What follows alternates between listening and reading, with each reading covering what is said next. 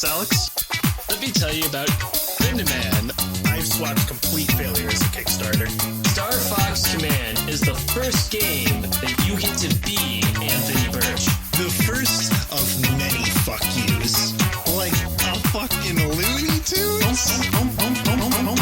Homestuck. The only stipulation was behave yourself and keep your dick in your pants, and you have not followed through on that. Hey, Tad. Yes, Alex? Let me tell you about Toby Radiation Fox. Now, are you talking about Toby, don't fucking call me Radiation Fox? I'm telling you about Toby, I'm having a baby and the baby is you, Fox. Are you telling me you're talking about Toby, if I see one more goddamn post on this fucking MSPA forums calling me radiation, I'm gonna shoot up a goddamn school, Fox? I'm telling you about Toby, I wanna fuck Ralsei's boy pussy, Fox. Oh, okay, that's who you're talking about. So, anyway, a long time ago, we did an episode all about Undertale. It was like 49 minutes, I don't remember a single bit of it. I mean, same. So, years later, here we are, cashing in, a month late, Deltarune coming out. So, everyone knows Toby at this point, right, Ted? You know this guy. You should know him the most, after all, since you are Mr. Homestuck himself. Yes, now his name actually was Radiation for a while. Don't tell him I said that. He also used to play competitive Melee as Samus. So, that's a little fun tidbit. There's actually an interview that is out there, like, I think it was right after Undertale came out, before it was a huge fucking deal, the 2 weeks. And there's an interview that they did with him, and it has, like, no views on YouTube. So I guess this is just, like, a cool underground thing that only us Homestuckies know about. But Toby Fox was, he was a big part of the Homestuck music team. He was the go-to guy that Andrew Hussey would use whenever he needed audio to be cut or modulated in a certain way. Because sometimes he'll have a flash and he'll want to cut the episode want to cut the flash at a certain time, but he didn't want it to be like jarring. So instead of talking to the artist who made this song, he's like, "Hey Toby, do this for me." He'd just do it. You see, I originally wanted to do an entire episode about Deltarune because that it came out. It was pretty nice. I liked it, but the more I was doing it, the more I kept going back to other things Toby made, and I realized that I could just kind of talk about Toby for fucking like 40 minutes or something, as opposed to just try to stretch out one game for an episode, Mm-hmm. So I do want to talk a little bit about Deltarune itself, though, because it is the new hot thing. It's Undertale 2. So you know how he had released this shit, right? Or did you just come in blind to it? It pretty much just kind of, I think he announced it, was it Halloween or something? Like the 30th, maybe?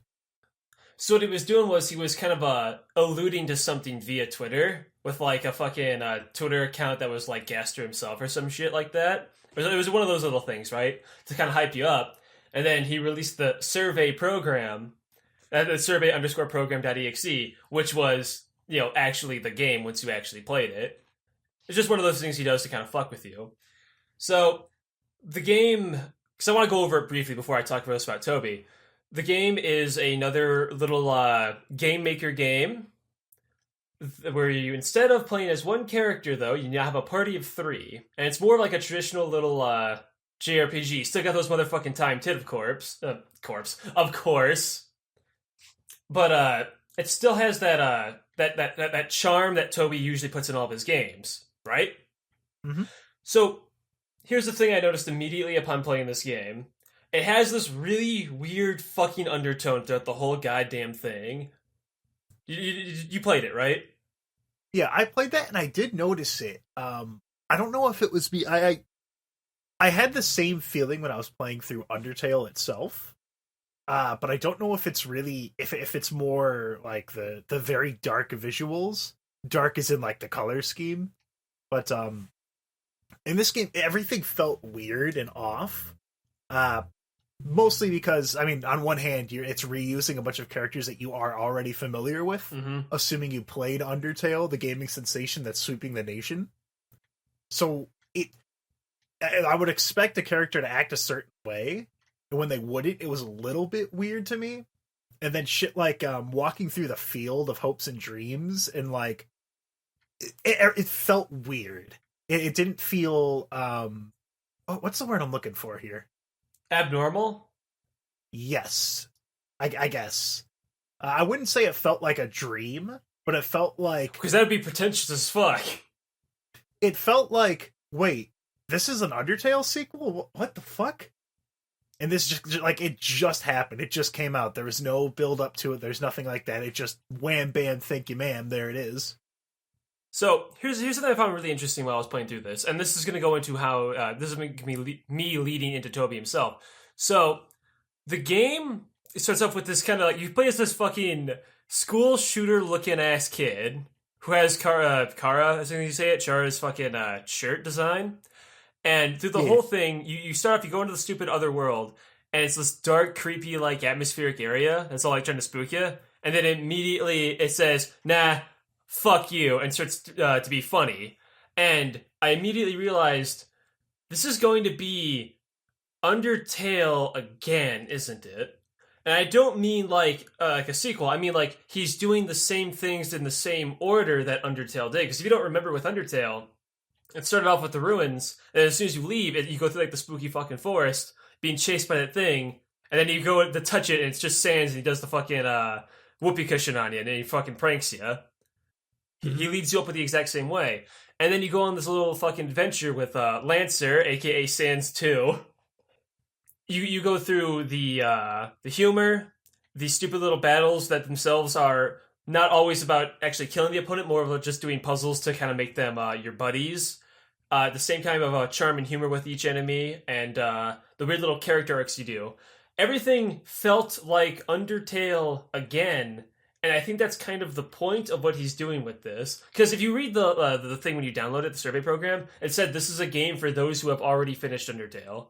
It's not a sequel, but something's off about it. Just like how you were talking about the vibes you were getting when you were playing. I think that's kind of what he's going for here. Now, you mentioned that its gameplay is a lot. It's basically an upgrade as a good sequel. Even though it's not technically a sequel, but it also is, whatever the fuck you want to call it. The thing that I really liked about it, now, my friend John, he doesn't play a lot of video games. I actually watched him play through Undertale, like last week. It only took him, 7 days. It's not a very long game.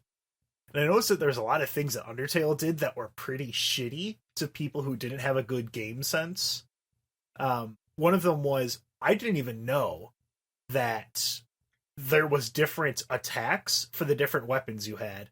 I did not know that the frying pan, the notepad, the gloves, and the knife and the stick had different attack animations. Because I've only ever seen like the knife or the stick at the very, very start of the game, because that's all you use again. You fight Asgore and you're not supposed to use anything else.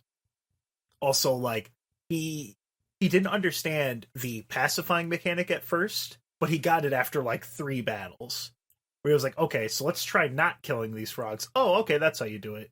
And I had to tell him, like, okay, now you can play through the game, but you just fucked yourself over, and you're going to have to play through this entire game again if you want to get to the actual ending that feels satisfying. Shit like that. There's also a few other gripes about Undertale that I have that we'll probably touch on later, but the attacking in Deltarune, it's just the line going across the timed hits. But there's a really fucking cool thing he does, where if you attack with 1, 2, or 3 people, it can either be one. If you attack with 3 people, all 3, you, SUSIE, and Rousey, it's either 1, 2, or 3 button presses at different times. It could be 1, you just press them all in one single line, or 2. It changes it up, so every time you attack, it's a little bit different. It keeps you on your toes. It keeps you varied, and that's actually a very smart game design thing.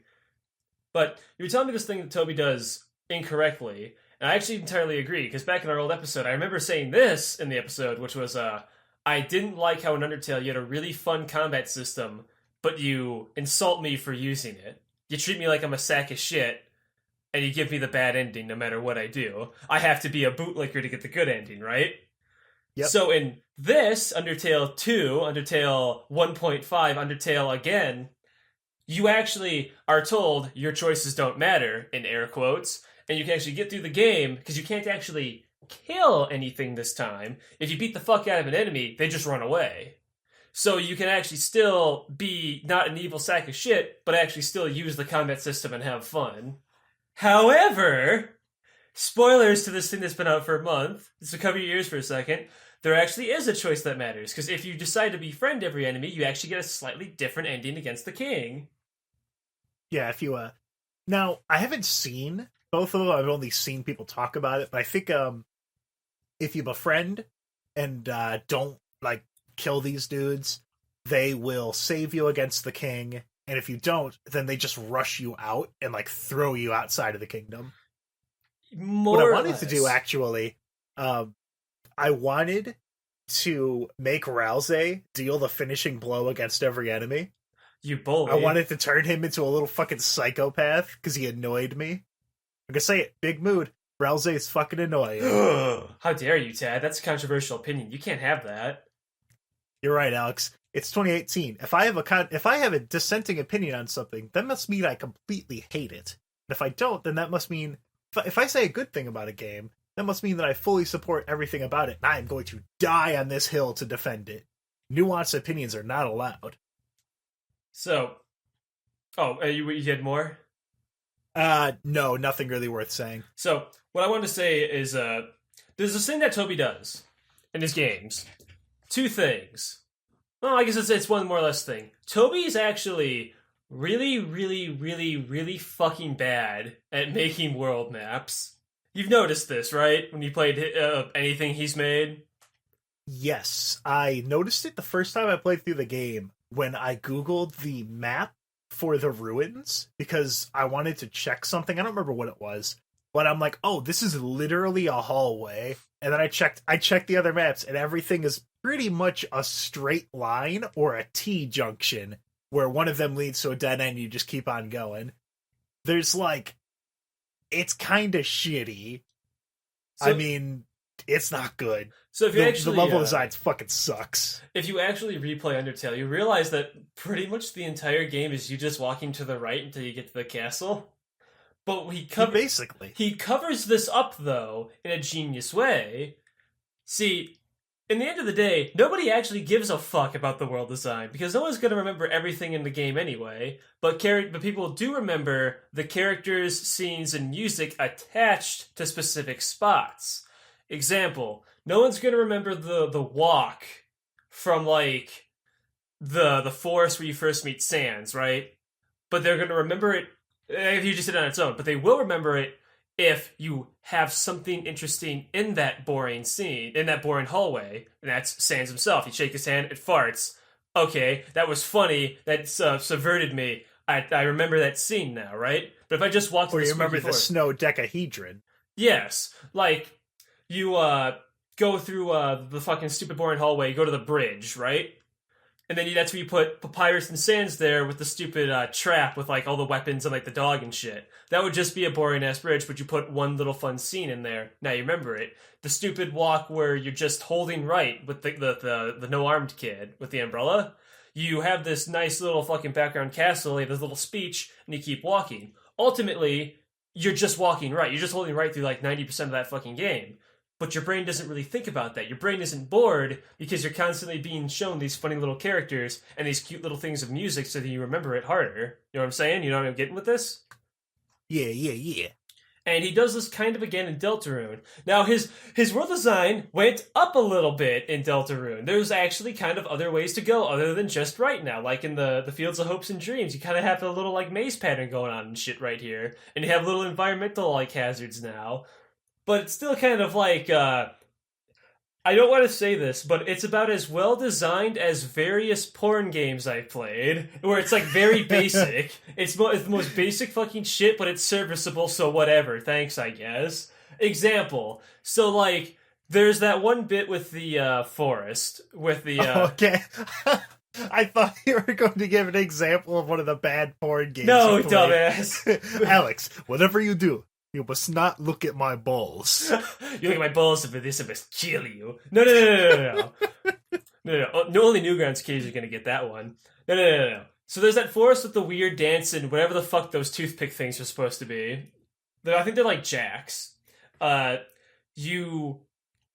very easy to find where the hidden fucking paths are if you've played a video game before. Just walked a different direction. You know what I mean? It's not very clever, it's not very nothing. It's very, very basic. Or like, there's the stupid, what is it? What am I trying to think of?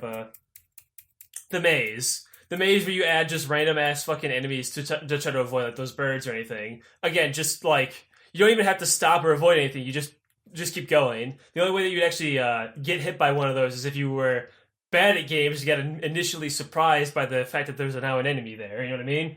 It's all very basic, straightforward stuff, but that's totally fine because nobody cares about that stuff as long as the rest of the game's totally good. And that's where Toby really excels because Toby is really, really, really good at writing characters and at making music. Now, I really wanted to get into the music because I know you really wanted to talk about it too, so I'm going to say it, Ted, Big Mood. I said it back then and I'll say it now. Toby is not nearly as good as an original songwriter as people might initially think. Now, I said it that way to specifically go into more detail. What I mean is, he can really only write a few songs, and then he will make riffs of that song for the rest of time. I mean, okay. So, now, Undertale only has about, 13 songs in it, and there's about 72 lines on the track, or on the OST. And I think there's actually more songs in the game that he didn't put on there. No. Snore Symphony and shit. Well, I know the Undertale soundtrack is actually 101 songs, but it's kind of stretched out because there are certain 20-second songs or bits that play in certain scenes that are still on the soundtrack anyway. So it's kind of stretched out a bit. But so I did a lot of reading about Leitmotifs and shit, and I found this really, really fucking cool article. It was by this guy. His name is Jason M.U. He does a lot of these types of, I guess dissertation might be the word I'm looking for. Basically, it's almost like a literary article where he was breaking down all the different music theory things behind a lot of the songs in Undertale. I won't go into the hardcore music theory because music theory is fucking insane and I'm too small brain to get it. You can only understand music theory if you could play Tekken on a very basic level. Like an astrophysicist. Now, music is very, very important to establish a scene. And what that is that's a leitmotif. A leitmotif is it's a short musical melody or theme that you associate with a character, a place, or an idea. Now, Homestuck is about 91% leitmotifs. And Toby Fox is a big part of the Homestuck music team, right? You've got Black, Endless Climbing, Upward Movement, Doctor, the Homestuck Anthem, English, blah, blah, blah. Each one of those tracks each have a unique different sound and represent something different. The Homestuck theme shows up when you return to the kids from a long time away with the troll arc, and then again when you finish the second intermission. Every time Jack Noir and Lord English are on the screen, it has their theme playing there. Leitmotifs are established early on and mean something. When you hear the first few notes of Liquid Negrosity or Black, it's oh shit, dun dun do do, chicka chicka dum bum bum. Oh shit, here comes Jack Noir. He's gonna do some crazy shit. Except he doesn't because Andrew Hussey is a hack and he stopped using him effectively. Nice. When you hear Doctor, you're whoa. Doctor is one of my favorite songs just in general, not even Homestuck, just in general in the world, because I have such a strong association with it, with the fourth act Flash, where you got to walk around the land of wind and shade and fuck shit up and explore and play it like a video game and shit. To use a non-Homestuck example, RPGs have a battle theme, a character theme, an area theme, shit like that. Music that says okay, this is the thing that's happening. In Paper Mario, you have the battle theme. When you hear that, you know that there's... You notice this is a battle right now. This is happening. It's association. Yeah. Now, the Undertale theme, it plays in the starting menu, and is the main theme of the game. If you don't remember, it's the chip tune, like do, do, do, do, do, do. It's just 6 notes. That's it. Most games establish their main theme like super early on. Like in Mario and Zelda, it's literally the first thing you hear past the main menu. Mm-hmm. So in Undertale, you start the game, and you stop hearing that theme, and it goes right into the intro. You know, it does the intro cutscene to get attacked by Flowey. You wander around the ruins, solving puzzles and being bothered by monsters and shit. And then you arrive at Toriel's house, and then the theme makes a return.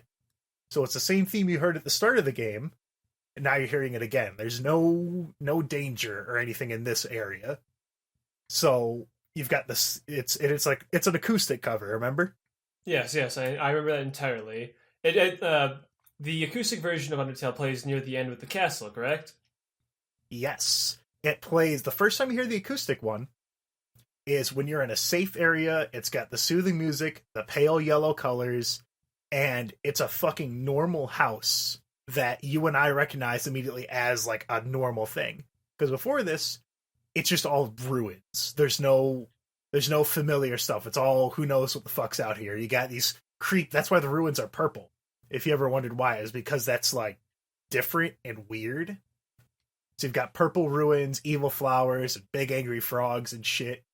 So when you finally get to this house, you may have noticed it, but your brain did.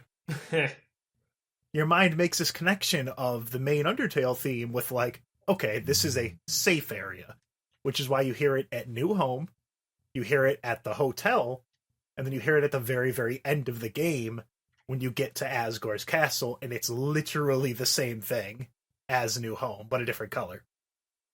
All right, I'm following you. Now, the Undertale theme shows up in just only a few spots in the game, and they're very important areas or safety spots. Like, the hotel, what makes the hotel important is, this Jason MU guy pointed out something that I noticed when I first played the game, and that's that Undertale is split in half. The first half of the game, you fall down the hole, and then you get to Undyne.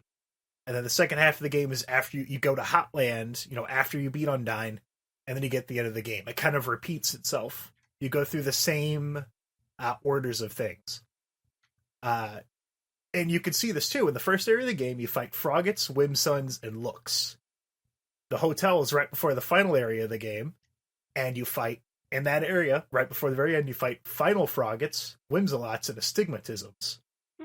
So you have the intro, the small enemies, and then you get to the safe area. And then you hit then at the end of the game, it's the safe area, small area, and then, end of the game. Now, this is super cool to me that this Jason Yu guy pointed out. Many times when you cross into a new area in a game, there's a big shift in the music, art, and, like, new mechanics and shit. In Paper Mario, you know those blue wart pipes in Toad Town sewers? Vaguely, remind me. Those take you to the other fucking, the chapters, right? Yeah. So you go from the dingy sewers, and immediately, bam, you're in the desert. There's a big change between that, because those are very obviously different, completely different areas. They have basically nothing in common. So, now remember, Undertale was made by... It wasn't made entirely just by Toby Fox, but he was like the main dude, and it was just his friends helping him make stuff. Mm-hmm. So he didn't want to spend a fucking decade of his life making unique tracks for everything. So he repurposed a lot of these melodies and parts of melodies for like 9 to 10 songs. So when you go from Hotland to the core, you don't get an entirely new track. Instead, the core is just a souped up Hotland. It's got some extra bullshit in it. And this mixing of the areas as you go across the world. So when you're going from those mountains to Snowdin, and then you go from Snowdin to Waterfall, you hear a little bit of the previous area in each one of those. It's a smooth transition. You don't go from Hotland to the core. The core has a completely different area. It's a smoother transition that makes the world feel like, oh, I've been hearing the Hotland theme from this area to this area. This is slow. It slowly gets faded out as I'm leaving. Mm-hmm. So it feels like there are these bigger chunks and everything's more connected than just one screen, next screen, next area, next screen. And it's really cool because the core takes that hot theme and builds up on it and shit, making it more high tech. I'm thinking about it. It's really making a lot of sense to me. You're blowing my brain right now. So now there's another thing here. So, and this is a little bit of music theory. All right. So the Jason Yu guy points out that the Ruins theme has a repeating 6-note start that's used over and over and over and over and over and over and over again. It's in like almost every single boss theme in the game. So music theory, bunch of dumb horse shit, really fucking hard to think about it. But the important thing is that the first 3 notes start the listener at a certain pitch. There's like a rising, and then there's another 3 that set the melody. This is where I got like a little bit weirded out, and it was starting to go over my head. But basically, there's a phrase for this called an ostinato, which is a repeating musical like segment, I guess. It's in each area of the overworld. So the Ruins has these 6 notes that appear in Ruins, Waterfall, Hotland, and Core. It's a little bit harder to pick out because it's not the main melody, and it gets muddy with all the additional, like sometimes it'll have an additional 2 or 3 notes inside of it, but it's always there in the background. It's always there if you know what you're listening to, and even though you may not have noticed it, your brain did. And so doing this, by reusing this, it does 2 things. One, it keeps these areas of it keeps this familiar sound across each main area. It saved Toby Fox time from having to make new backings for all these fucking songs. That's a very interesting thing. It was called an ostinato, you said, right? Yeah, an ostinato. So, funny thing about ostinatos, the way you described it, that reminds me a lot of how Knights actually does its music. In the original game for the Sega Saturn, you have the main theme of Dream Dreams plays like a little instrumental bit across a shitload of songs in the game. It's in the beginning thing. It's in the results screen, because I think it's like a score-based game, right? It's in a bit of it plays in Reala's boss fight because he's like the doppelganger you, and of course it plays in the credits itself. It plays all throughout the game in various bits, and it's actually really, really. It's really cool that it does that. It helps the game kind of have its own sort of identity, you know what I mean? Mm-hmm. So another thing, actually, another bit of music, another game that does music in a really similar way is there's this little game called Kirby. You'll fucking hear Green Greens play in pretty much every fucking final boss across every goddamn game for the past 10 years. It'll have that same, it'll have that, or like a bit of it'll have a bit, Green Greens. Yeah, it'll have a bit in there. Like when you're fighting fucking Magalore back in Return to Dreamland, there's where it's crowned. There's just this bit while he's like throwing orbs and shit where it just plays like that one like opening bit of fucking Green Greens really fast and like a violin, and then goes back into his theme. Or like when you're fighting fucking not Zero, when you're fighting fucking Void Termina, there's a little bit in there that plays as well. And the new update, spoilers for people who haven't played the new super secret ultimate mega final boss, as they describe it in the description, there's this bit when you're fighting him, because he does all these various like faces and shit. He's like this weird like globious slime thing. And when you're beating the shit out of him, the music transitions into from like his boss theme to a piano rendition of Green Greens, and then degrades even farther as his health gets lower into the old chiptune version of Green Greens, and then you beat him. That's kind of fun. But I know exactly what you're talking about there, and I'm glad you gave me a term for that to use now. It may not be exactly what it is, because music is really fucking hard. Also, fun fact, the language used for like 99% of music terms is Italian. So, there you go. Now, there's another thing that this guy pointed out, and I had this inkling as well when I was watching my friend John play. Now, Snowden is a bit weird in where it's at in the game. And the reason it's there is, so if a player didn't understand or didn't really care that you don't have to kill enemies, Snowden like beats it into your fucking skull. Because it's a very, it's very light. There's no enemies. No enemies at fucking all once you get to Snowdin itself.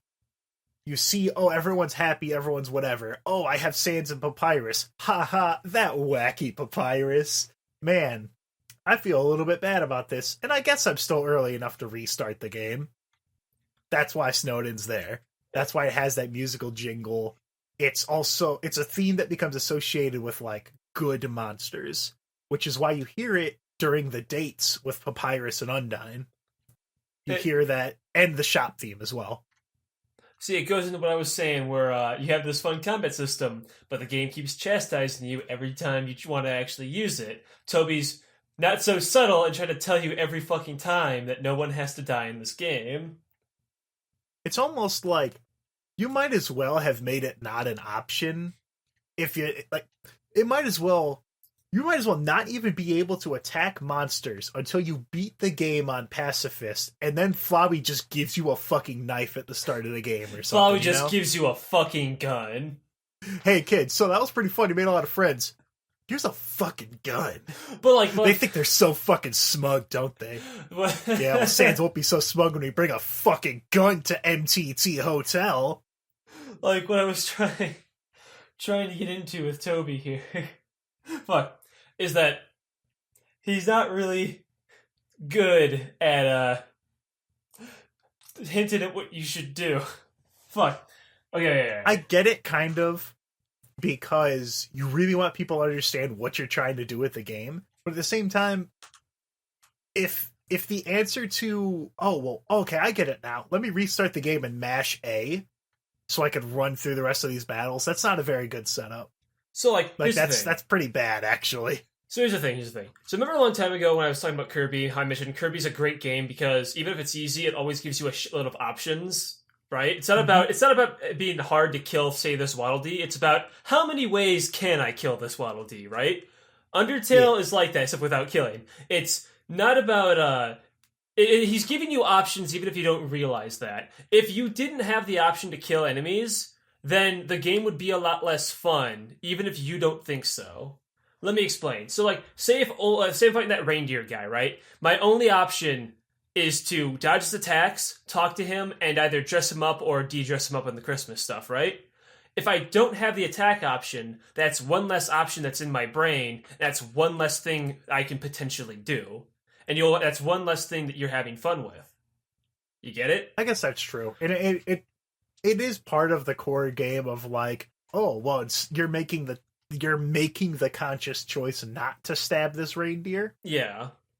So I get it. Even if the overall message is being beat into your skull, you still are ultimately making the choice yourself. It's still in the hands of the player, and that's why it's there. That's why he can't just remove it, because then the message of the game would be lost. Even though the message of the game is not really hard to understand in the first place. You get what I'm saying? Yeah, that's true. I really only started thinking about it because I had to... I watched John go through and then go, ugh. And then have to restart and then just mash through and not pay attention to anything because he's not going to get anything new. He's just restarting so he can continue playing the game. Well, Toby did think that through. That's why there's some little dialogue with Flowey insulting you every time. But the thing is that, and this is a pretty interesting thing about game design, is that he thought that shit through. He knew that you'd restart and say, he figured you'd restart with Toriel. He figured that people would kill her because she's blocking the way, and then they would feel bad about it and see if they could do that again. Right? He thought that part through. But one of the things I want to talk about is, I fucking lose my train of thought here. The thing that Toby does is, here's the thing. Okay, back it up. I lost my train of thought for a second there because I was thinking about Toriel getting fucking murdered. Okay, I remember now what I was going to say. All right, breathe.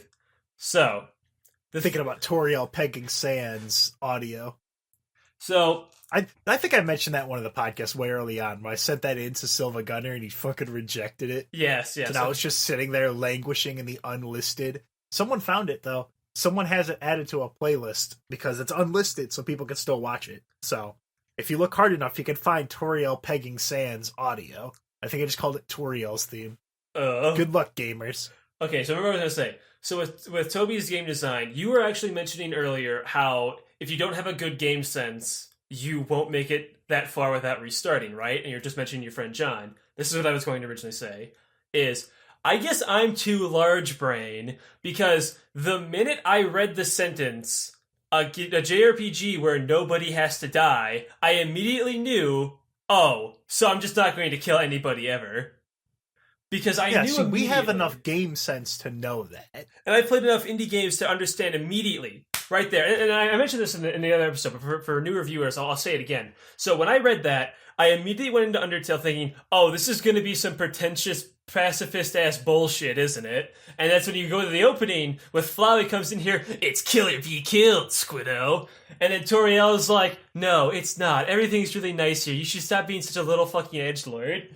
And I'm like, okay, this is pretentious as fuck. I'm going through all the little enemies, and you have like the cute little frogs. And you know me, Tad, I would never hurt a frog. I can't hurt that. You have the stupid Whimsicott that's just outright scared of you. And then you have the stupid like jelly thing that's like not even like sentient, right? It's trying to make sure that it's beating over your fucking skull. Hey, don't be an asshole. Hey, don't be an asshole. I'm Toby Fox. I'm younger than you, Aleks, so that means I know more about the world than you do.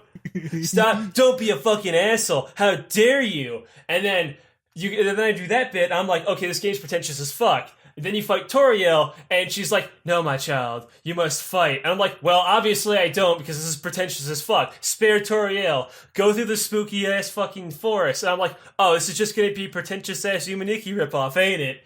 And then you hit Sans, who fucking hits you with that big old fart sound. And I immediately said, okay, I'm gonna like this game, aren't I? He got me.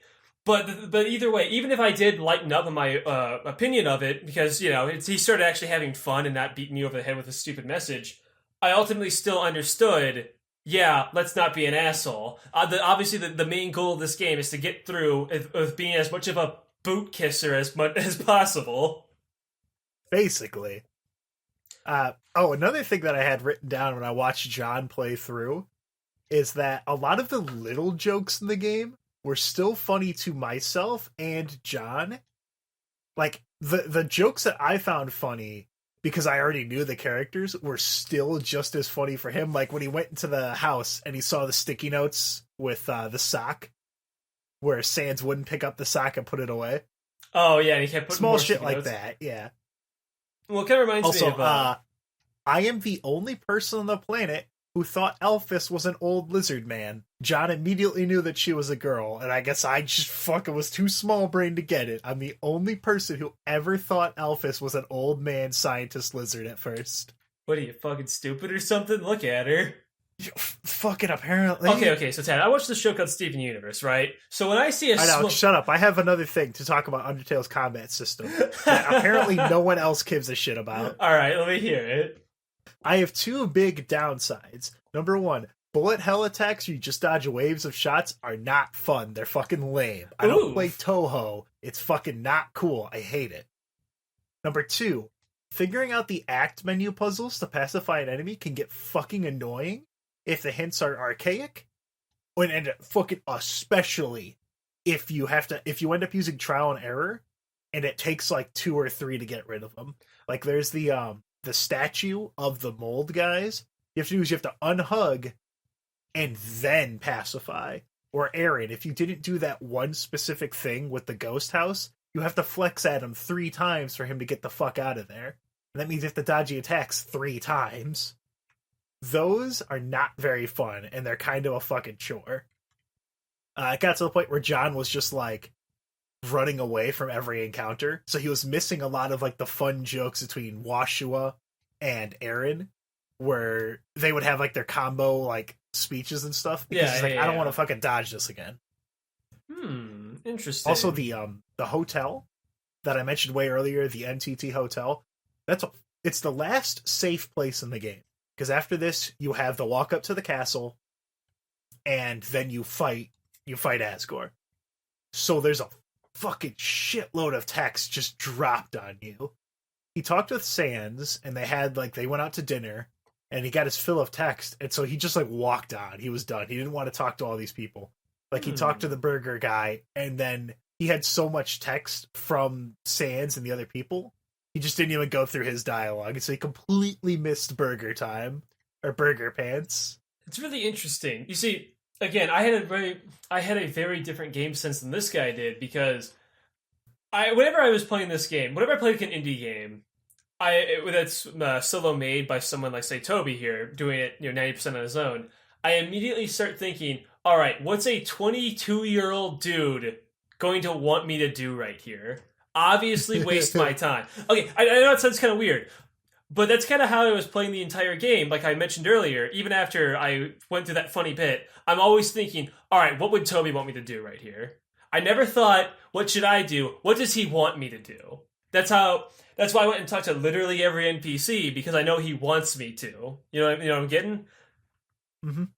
And I think tell John to start thinking like that, a little more open-minded, I guess. Yeah, it was interesting to see, because the he doesn't play a lot of games, of course, because he works like 12-hour days, and he gets home and he's like, I'm not going to play this weird one-off indie game. Oh, he's going to play Red Dead Redemption 2, and which fucking Red Dead 2, pretty sweet game. Not gonna lie, Alex, it's a good video game about horse. It's about horse people and horse friends and cowboys and rustling. I watched him play. The first thing I saw him do was accidentally crush a cat's spine with his foot, run away while getting shot at, jump in a river, and get eaten by a crocodile. Nice. But yeah, Undertale. So what I wanted to get into is, you mentioned something that's really interesting, where it was, even though you played the game already, watching someone else play it, you could get all the jokes, right? And that goes with what I was saying earlier, was you remember all of these, you associate all these things because you remember how fun these characters are. So, HEDQ actually did a speedrun of Undertale, right? And he was just speeding through dialogue and shit really, really fast, because, it's a speedrun.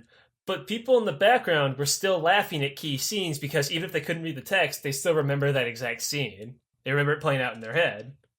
Yep. And that's what Toby's good at, was what I was mentioning earlier. He's really, really good at making you care about these characters. And I wanted to lead this up into the ending of Undertale, and this is going to take me into Deltarune. This is lasting longer than I thought.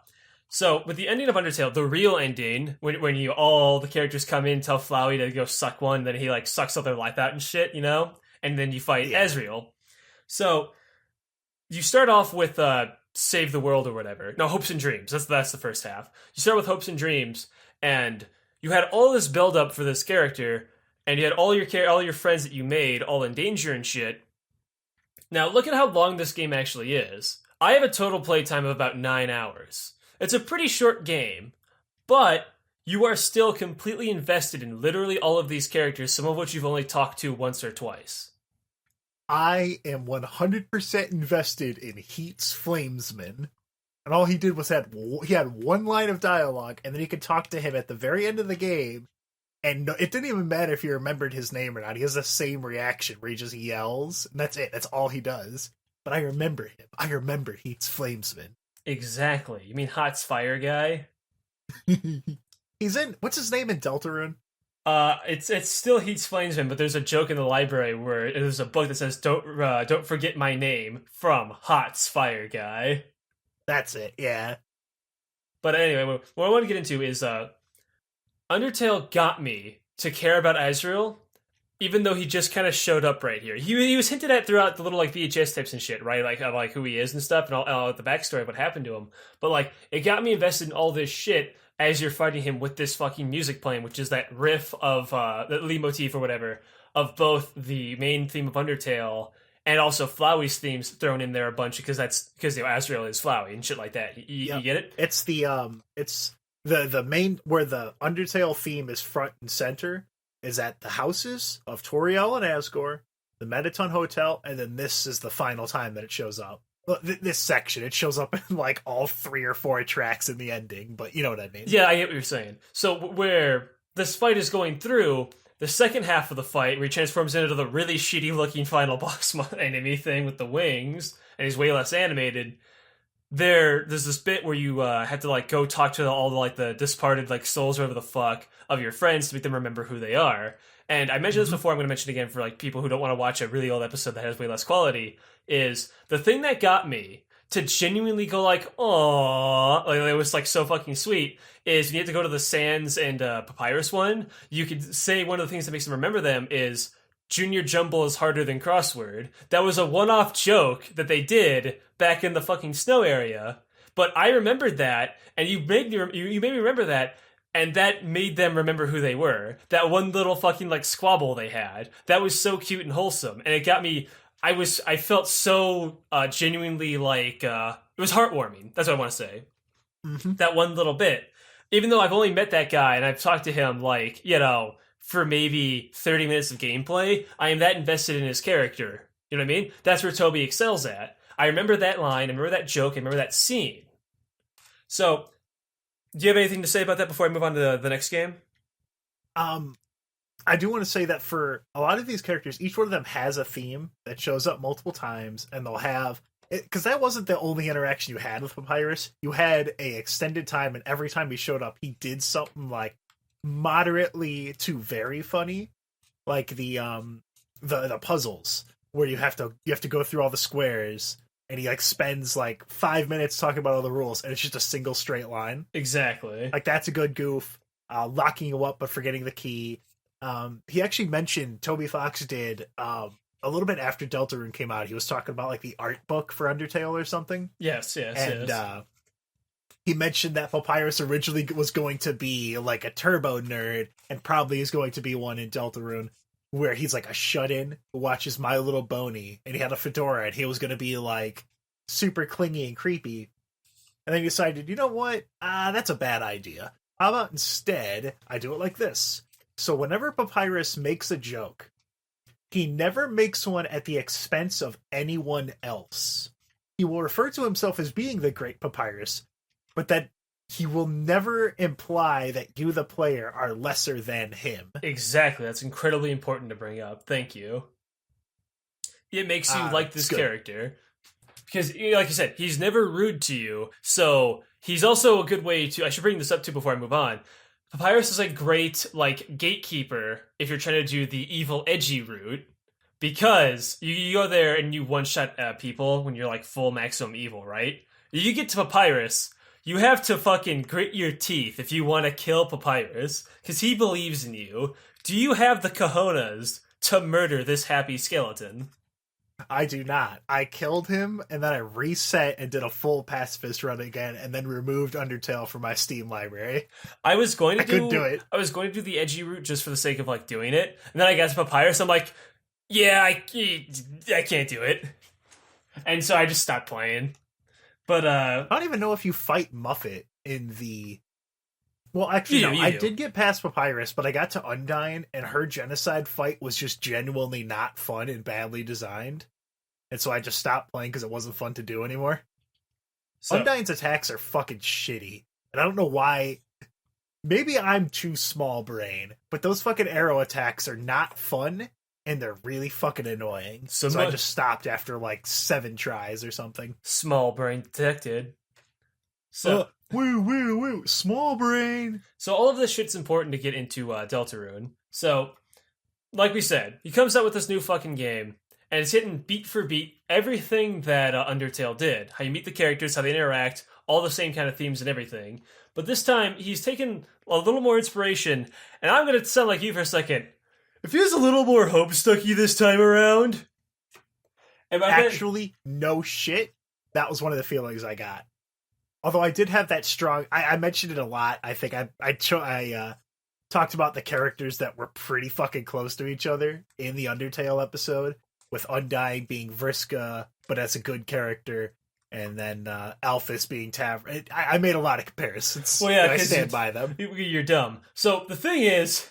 Woo. So let me just put on my blue hoodie and look like Ted for a second. So Susie's basically literally just actually Vriska. That's not true. SUSIE is redeemable. Sorry, well, okay, my bad. First of all, why the fuck is it SUSIE real? Why can't you be my GF? Why the fuck is it SUSIE real? Fuck. Why can't I get SUSIE GF? I'm so fucking lonely. Oh my god.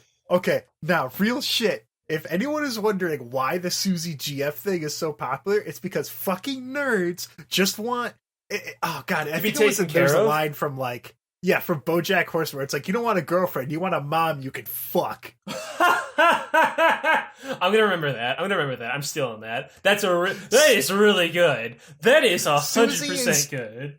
SUSIE is for dumb fucking nerds who want a girl to do everything for them so they can just sit there. And I fucking hate it. SUSIE posting is ironically one of my favorite things because, I love to shit on fellow nerds. I shit on those beneath me. You know that picture of the guy where he's shoving someone who watches anime into the locker, but he also watches anime? That's literally me in every sense of the word.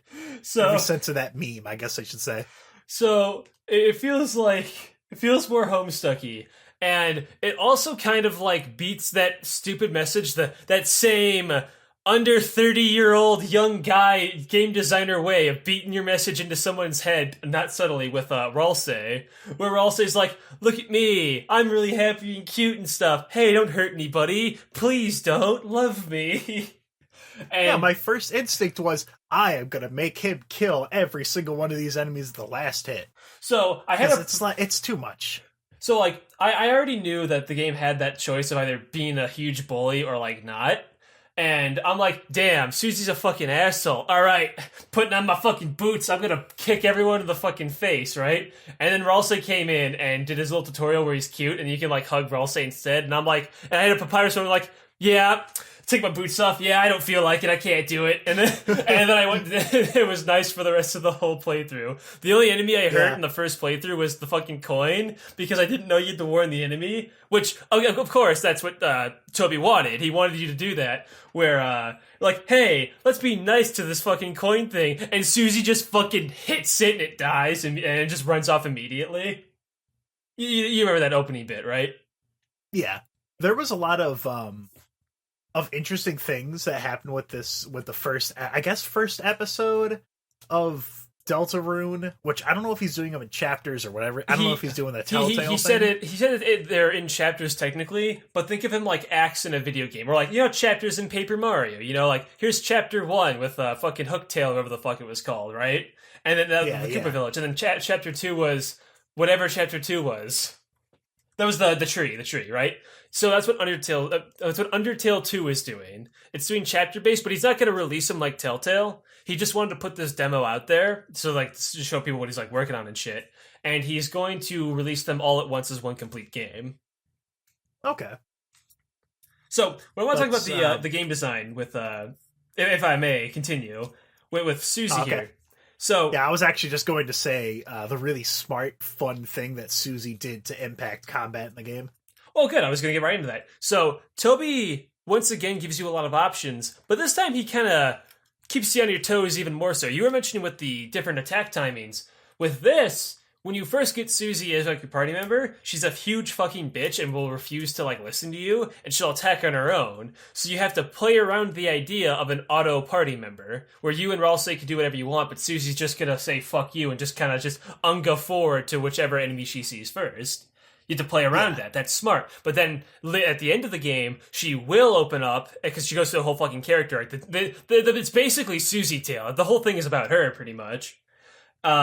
She goes through a character arc, and then she will now listen to your orders, and she will both fight, but also initially she'll try to act and do pacifist stuff, but it's too embarrassing, so she won't do that anymore, so she loses that option, then she can just, fight and defend and stuff, and do magic and whatever. But, like, you go through all these things, throughout the entire game, she has different gameplay mechanics all centered around her. It keeps you on your toes, and that's actually really smart game design, because it keeps it varied, keeps you moving, keeps you on your toes and shit. I could say that one fucking phrase 100 times over, apparently. It's kind of like that. Now, I love the Mario and Luigi series, right? Of it's course. A very fun game series. But every single one has had this same problem where at about the halfway to 3/4 of the way mark, every single combat encounter becomes, well, I have to use a bros attack, because otherwise it's going to take forever to do the hammer and jump attacks on these dudes. Because the hammer and jumps, they're very fun, but once I'm halfway into the game, it's not as fun to do them anymore. And these games have a bad habit of reusing enemy attacks, where the first half of the game, say there's let's look at the original Mario and Luigi. There's those weird Koopas, right? Mm-hmm. And now I fight purple ones, but they have the same shell attacks and shit. So it's like, okay, well, I don't want to go through this, so I'm just going to use this and quickly get the fight over with. But the Deltarune, when you attack, you have just a slight variance is enough to keep me interested and invested in how combat is going. Also, it was a very smart idea for when the enemy attacks, you do the Undertale bullet dodging. But if you skim, you get more like team points, which is there was something missing from the Undertale system. I could not point out what it was, and that's what it was. That was the fucking perfect solution to making a pacifist actually fun to play and not just dodging things. Because now you have, when you dodge, if you dodge very well by skimming things, oh, I can actually have access to my other abilities that aren't just acting at this person, right? Exactly. It's So, the perfect... those are the improvements I really like to the combat system. There's some slight variance, and different things happen other than you don't take any damage when you dodge, which is what my problem was with Mario and Luigi, where you're repeating the defensive motions. You're just kind of going through them, and it kind of got bland after a bit. Interesting. So, the things I want to talk about Deltarune is, while I was playing this game, I actually played it twice for the sake of this episode, because I really liked it. I really liked all the characters and shit. I really liked the music and everything. Now, there's something I really noticed about it. I kind of noticed it early on, and the more I kind of look into it, the more I kind of fear about it. So, Tad, have you ever played this game called Persona 4? No, but I have heard about Marie from Persona 4. So, Deltarune gives me almost the exact same vibes of that, and I don't necessarily know if I like that. Let me explain. So, I'm going to tell a little bit about like the ending of Deltarune, which, so if you still haven't played it yet, I don't know, cover your ears or die or something. I don't know, do whatever, just go away. So it's not a long game. It's like 3 hours. Yeah, because it's just the first chapter of an already pretty short fucking game. So like, also we should change the name of the podcast to Let Me Explain. Let me explain. Hey, that's a decent title. So let me explain. Let me tell you about this bullshit. So Deltarune starts off, you're now a high school kid, as opposed to like an 8-year-old boy like you are with the original kid, with Frisk, like in Undertale, right? You're like a high school kid, you're in high school, and you get warped into another world. It's an isekai, you know, one of those good old things. And you go to this alternate world with a new outfit, new weapons, and all this bullshit, and you're revealed that you're basically just all weirdly like LARPing in the room, and you're basically using like toys and shit to fight, right? And the entire world, the other world, was you dealing with somebody's issues and fighting weird manifestations of who they are, and I'll get to that in a minute. And then you leave the rest of the town, and when you're exploring the town, because you do this at the very end of the fucking game, you see all these other characters who are quite obviously being set up to be other party members, like the reindeer girl, Noelle, is very clearly being set up to be like the next party member. And that's kind of what Persona did, where it's like, here's your weird power, you're a high school kid, here's your weird power, here's all the anime girls and boys that look completely different than the other like generic NPCs. And here's their unique text boxes and art. These are your party members. You go into the shadow world via the TV, and you fix all their fucking problems for them. So let me explain the problem thing. So you probably didn't notice this actually, because you're a small brain guy. The entire Dark World area is basically suited to deal with SUSIE's bullshit, to make her open up and not be such a bully. That's why there's Lancer. Lancer is, again, I'm looking completely at Persona 4. Toby could totally just fucking kick me in the nuts and tell me I'm wrong and just fucking kill me or whatever. But from what I played, this is what I'm getting the vibes from, is that Lancer is more or less a manifestation of SUSIE herself, which is why she gets along with him so well. Where she goes to immediately like pick on him and shit, but she immediately like fucking loves him like a little fucking like dog or something, right? And they go on these little adventures and shit, and they're just like perfectly fucking like bros, right? And then again, Toby kind of beats this over your head, where someone like Lancer is supposed to be like, say, a juvenile version of SUSIE, or like who SUSIE like actually is, just kind of a huge dork who has problems like making friends. Because Lancer says he doesn't have any friends. He has subjects and who the king tells him to hang out with. So I assume that was kind of like how SUSIE has no friends, but she's forced to have partners on projects and shit like Chris. Get it? Mm-hmm. Then the king, again, Toby's beating this into your head, where the king picks you up at the end, says, "Quiet people piss me off," which is literally what SUSIE said early at the start of the game, because the whole point is the king is more or less who SUSIE is, like, actually acting like, right? And then SUSIE opens up and fucking, fights Ike and saves your life and calls you her friend. And you notice now her character portrait's different, where now her fucking, eye is showing, right? She's, evolved. So the whole point of that shadow world is to more or less be tailored entirely around SUSIE. Here's little SUSIE, here's big SUSIE, here's SUSIE not being such a cunt, here's SUSIE, I don't even know if I can say that word anymore. Here's SUSIE not being such a bitch, okay. Australians took it back. They took it back, Alex, it's fine. Okay, so, but you get what I'm saying, right? And that's kind of how it was in Persona 4. You would say go into fucking, Yukiko's world. In Yukiko's world, it's a big palace, a big castle and shit, and she's like a trapped bird in a cage. Get it? It's symbolic. And shit like that. And that's what I'm getting with this game. So, say the next chapter, just theoretically speaking, you got Noelle, right? Noelle's the stupid reindeer girl, and she's got her dying-ass dad in the hospital, right? Her issue is put up front, the character's put up front, and the dark world is already set up, because what's an easy place that's creepy and dark? A fucking hospital. You go to, the closet in the hospital, and you go on another adventure just like that, but with Noelle as a party member instead, right? You get it?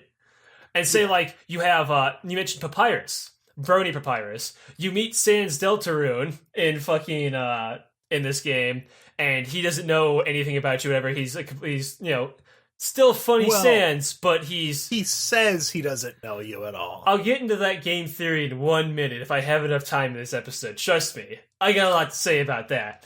But he mentions that his brother doesn't have any friends. If you can hang out with him tomorrow, which I guess chapter 2 would probably be with Papyrus then, because you can go to the house that they live in and you can knock on it, but you can hear the sad trustling of bones behind it. And as you were saying, where he might be using Papyrus as the creepy stalker shut-in brony, as he was before, that might be Papyrus now. And what's an easy fucking, it showed you your party member, showed you the reason to hang out with him, what his problem is, and has an easy shadow world set up. You go into his dark-ass room, and you go on the adventures, where that one is going to be obvious, where you go turn Papyrus into, from the creepy brony into Undertale Papyrus, where he's, all proud of himself, but he's still nice and likes you as well. Get it? Mm-hmm.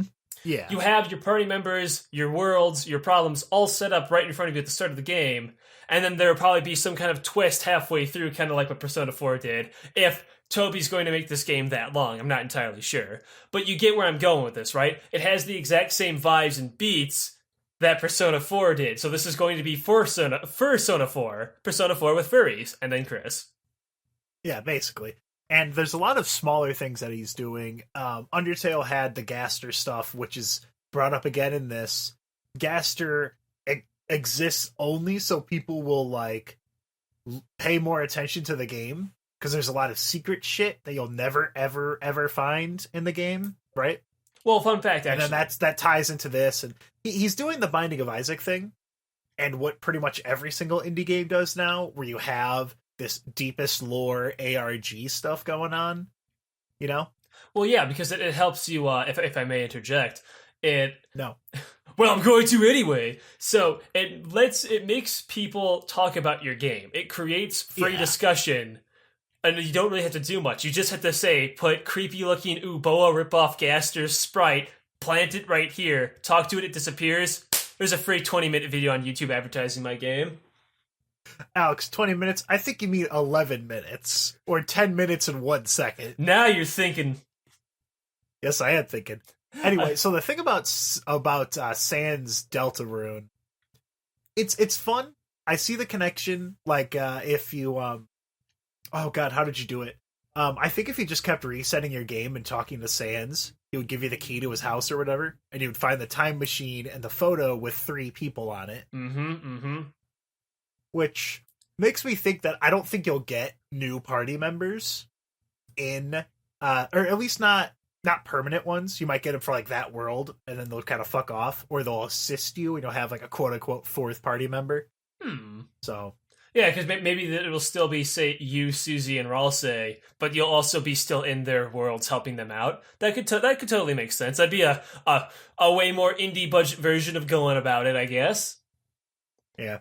So I think I'm pretty much here's the thing. Dry now on stuff, so I still have something to say. But first, don't worry, Tad. I'm going to carry the weight of this entire episode for you. We're going to make a real long one here. So, like Atlas carrying the weight of the world on his shoulders. dude, Aleks carries the podcast. I got this. All right, so thing you mentioned with all that bullshit, I still feel like there might be the potential different party members because what did Ralsei say? He said it's going to be a hero, a human, a monster, and a prince or whatever, right? Papyrus and Noelle are monsters, Tad. They could fill her spot easy. God, I wish I could fill Susie.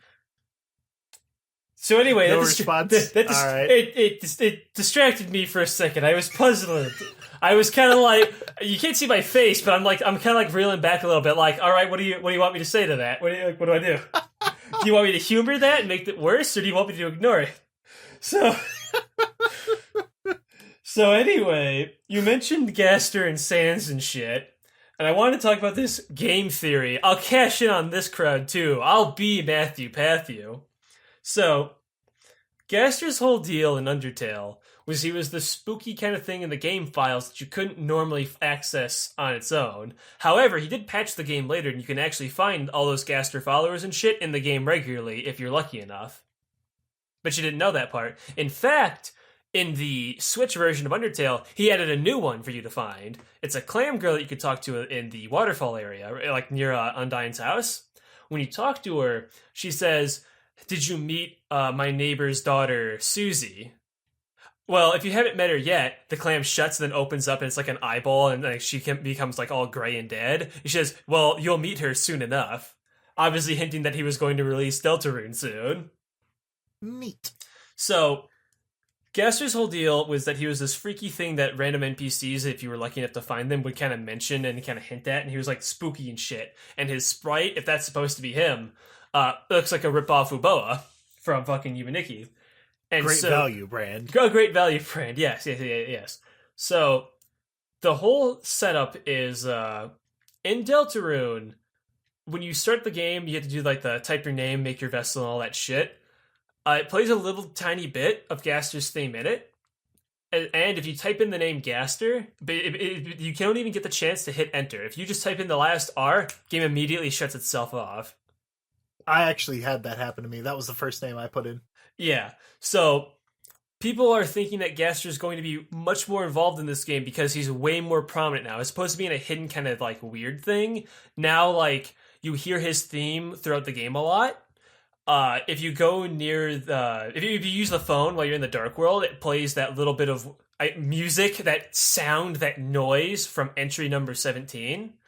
If you talk to the cat guy and then fight the secret hidden boss Jevil, who, by the way, is my favorite boss in that game, and you talk to the cat guy again after you beat Jevil, he mentions that a weird man came by and told Jevil all these things that drove Jevil crazy and made him all evil. And ever since Jevil then told the cat, his view of the world has become darker yet darker. And that's the opening line of entry number 17. And if you go near the bunker outside in the real world, you hear a slowed down version of that weird noise that plays in entry number 17. So everyone's assuming that Gaster is kind of pulling the strings around all of this shit. And here's my little game theory about this whole shtick, right? Here's my map pad of it. So the guy fell into one of his inventions and was scattered, and it was kind of like destroyed, right? Now he's just kind of scattered about in the game files itself. So I think Gaster knows he's in a video game, and he was trying to get out. That's why he's in the files of the game, right? He's in the next area. And so Deltarune is more or less Gaster's ROM hack of Undertale. That's why it has all the same characters and all the same sprites, but they're slightly retooled and all the characters are acting slightly off than they should. Like how Undyne's a cop, kind of like how she was a knight in the previous one, but she doesn't have the eye patch anymore, and she doesn't know who Alphys is. You get it? Everything's a little off. Everything's a little weird, and I think it's all Gaster's doing. And I think... Now, another meme theory that was going around is that Sans and Papyrus are related to Gaster because Sans and Papyrus are named after fonts, and they're skeletons. Mr. Uboa ripoff looks like kind of like a skeleton, but also WD Gaster, he's named after two fonts. WD being Wingdings, and then Gaster being the Aster font. You get it? So people think he's related to that too. So, yeah. Yeah, so people think he's related to them as well too. So this would also explain why Sans has access to those weird skeleton like cannons, because those are called Gaster blasters in the game files. Fun fact. And why Sans knows that he's in a game and he cheats in his boss fight, even though he has only one attack, one defense. He's going to hit you 1,000,000 times a second, and he's just going to avoid your attacks. Get it? He knows. Yep. And where would he know that? Well, if Gaster knew that he was in the game, he probably just told Sans. And I think Papyrus is just kind of an idiot and doesn't know anything that's going on. I think he's just tagging along because he's a blood relative. I think he's not actually involved in any of this shit, personally. The only real connection I know between them that, like, 100% for realsies is, again, when he was talking about the art book, he said that Papyrus's theme was originally a battle theme for a completely different game that he was going to make, and he was working on what I assume was going to be Deltarune, and then decided, well, hold up, I'm going to do Undertale first. So I'm going to do this one that's easier for me to make. Because instead of 3, I just got to worry about the one dude, you know? Exactly. So he did that one, and then, of course, that built up and became its own whole big project, and obviously, like, it's an Aladdin and the Thief and the Cobbler situation. Where they're both stealing and influencing each other. Yes. For those who don't know about that, look that up. I'm not going to distract this podcast to talk about that whole entire fucking shtick, because that'll take like an hour. So, the thing I want to talk about, one more thing, is that I think Sans Papyrus exists outside of the game, because if you remember one of the lines... Alex, are you saying that I can have... Are you saying that Sans is real? That I can have a Sans BF? I'm just saying, you can peg him IRL. So what I was going to say was, if you talk to one of those random like bunnies in Snowden Town, you mentioned she will mention, I think it was a she. Well, they will mention that Sans Papyrus just kind of showed up one day and asserted themselves. They're not originally from that town, right? And through the whole thing, Sans is watching you, right? And he says that he's watching you because of what the Promising Me tutorial, but when you fight him in the genocide route, he mentions that they, as he says, were having a bunch of weird readings of the timelines and this shit. He's like a weird time cop, right? He's watching you because he knows you have the power to fuck with time waves and shit, and he's always trying to moral test you throughout the whole fucking game, right? Yeah. So, I think he suddenly showed up in Deltarune because he mentions that, oh, I'm new here, I just moved in. And he has like the bar and everything. He is an agent of Gaster, and Papyrus is just tagging along because they're related, and he has no idea like of anything going on. Sans is kind of like his agent to watch over you to make sure that you, as the player, is doing everything correctly. And I think you also, because you are the soul, not the actual. You're not Chris. That's like the big like weird thing about this whole game is that you're actually just kind of controlling and guiding Chris through this adventure. He is still his own like agency. You are an agent of him as well, and then Sans is kind of like your MP to make sure that you're doing everything correctly. Your MP? You're like military police, the police for the military. He's your boss. He's your fucking overseer, but he's not gonna let you know that, obviously. So Gaster sets you on this adventure, sets fucking Sans out there to make sure the adventure is going well. Sans brings Papyrus because he can't leave Papyrus on his own to take care of himself because Papyrus is an idiot, and that's the whole shtick. Now, what do you think? What do you think of my meme theory there? It's pretty good. Like I said, my experience with everything Gaster is basically what you just said, in knowing that there's like an audio file that you can put into Audacity and it has a picture of Gaster's face on it. So that sounds like a pretty plausible theory. I love the idea of time cops. It's very fun, goofy. I hope the game isn't as straightforward as do this thing, Persona 4, no, you're not me, Shadow Papyrus, and shit like that. Well, I mean, that I part hope it's not as straightforward for every single one. But knowing Toby Fox, he'll probably change it up, because he's Mr. No, okay, you know how The Last Jedi came out, right? Yes, man, he's Mr. Subvert Expectations, man. Yeah, but like, you know how The Last Jedi sucked major ass and wasn't fun to watch at all? Yes, because he subverts expectations, but makes it actually fun and an enjoyable experience. I fell asleep during Rogue One. That's the Star Wars I fell asleep during, not the Last Jedi. What? I could not tell you a single thing that happened in the Last Jedi. What, you didn't like Rogue One, aka, hey guys, let's do the Marvel movie formula for Star Wars? Yeah. So anyway, Fuck superhero movies. Anyway. So Toby himself said on Twitter, though, Tad, not sorry to disappoint you, sorry to Last Jedi you, but he said that this game won't be as wide scale and like meaningful or whatever his exact words were. It won't be as interesting as Undertale was. So that is also why I think it's going to be mostly straightforward and mostly just be Persona 4, because he mentioned this is the game that he originally wanted to make first. And because there's also all this inspiration from Persona 4, I imagine that he played that game, really, really liked it, and wanted to do something similar with his own characters. And I'm sure that the Shadow World, all that stuff in Persona 4, that's not the first time it's ever happened. I'm sure there's because I only played a little bit of Earthbound. I played until I got just outside of Vonet, and then I got distracted, and I never touched it again. I'm sure it's something that either shows up in Earthbound or those type of RPG Maker games that he played. Yumi Nikki was RPG Maker, right? Yes, it was. I'm sure it's come up in those. I know that those are the type of games that he played: Cave Story, RPG Maker horror games, that kind of shit. So I'm sure it's coming from there and only a little bit of the Persona 4 thing, but it makes sense. It's a plausible theory.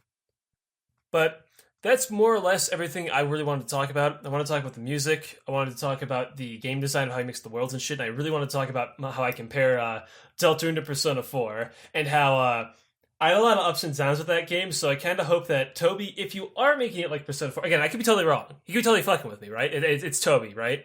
But if you are making it Persona 4, please don't make the other party members nearly as annoying. That was my least favorite thing about Persona 4, is that, you have to go through, 20 fucking hours up until you get Kanji and Naoto who are, bearable. Because, the first 4 are just annoying. They're just awful. So, he started off good, but he might do a reverse, right? Where you start off with, good party members like Ralsei and SUSIE, but what if Noelle and Brony Papyrus are awful and annoying? What if I hate them, right? Now I'm stuck with them with the whole game. You dig? Yeah. So, please, you're good with your character so far. So, please keep it up.